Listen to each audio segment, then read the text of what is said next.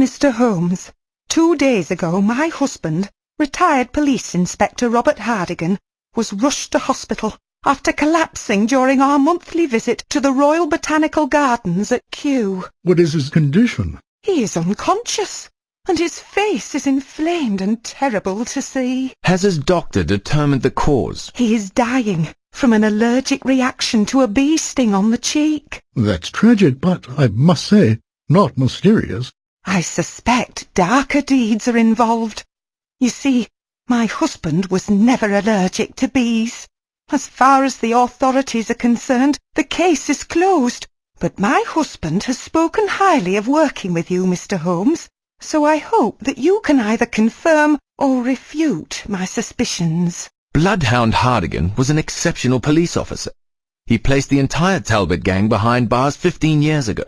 Only the gang's leader, William the Flytrap Talbot, escaped justice from Hartigan's hand. Since then, your husband has tried to locate Talbot, whom your husband would recognize on sight, but to no avail. I deduce that we are off to Kew Gardens to examine the scene of Inspector Hartigan's collapse. We leave at once.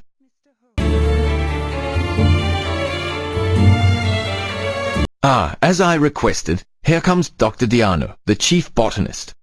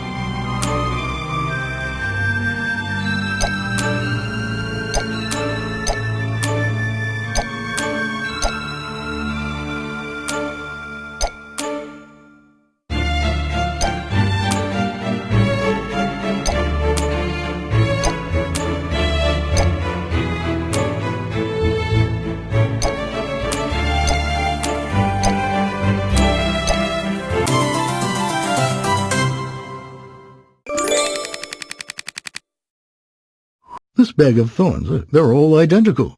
Dr. Diarno, please allow me to use your laboratory. This thorn comes from our rarest specimen. According to Captain Seymour, the native tribesmen who cultivate it use its venom in diluted doses as an anesthetic. But in concentrated doses, it's more lethal than a cobra bite. We are speaking of Afghan nomads.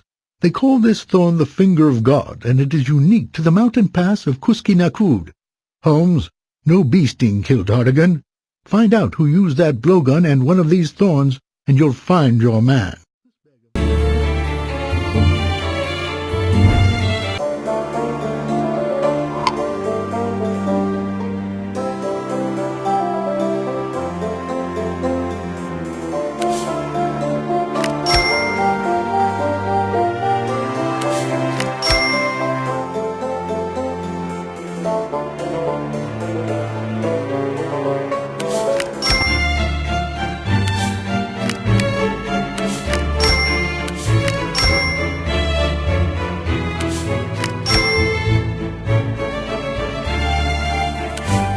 Well done indeed.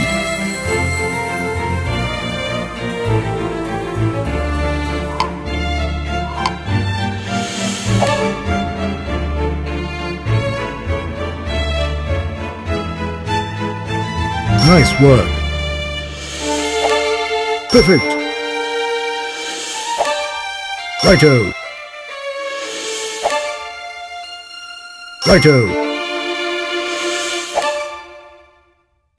Nice work. You got it. Nice work. Perfect.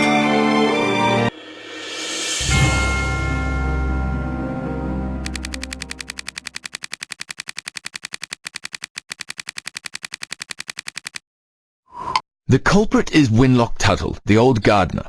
Further, I guarantee that Tuttle is, in fact, William the Flytrap Talbot, who has been working and plotting at Kew Gardens incognito. What tipped you off? Two clues presented themselves. First, it was Tuttle who identified Inspector Hartigan's cheek wound as a bee sting, whereas any gardener employed at Kew would know that Dr. Diarno permits no bees there to interfere with his careful pollination by hand.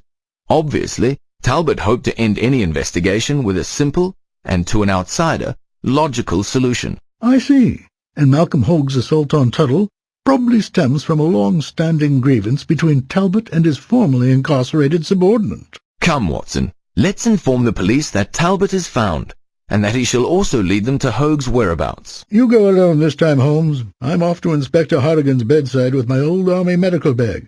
I suspect that I'm the only doctor in London who knows the precise cure for his allergy. Together he and Mrs. Hartigan will see Talbot finally sent to prison. Congratulations!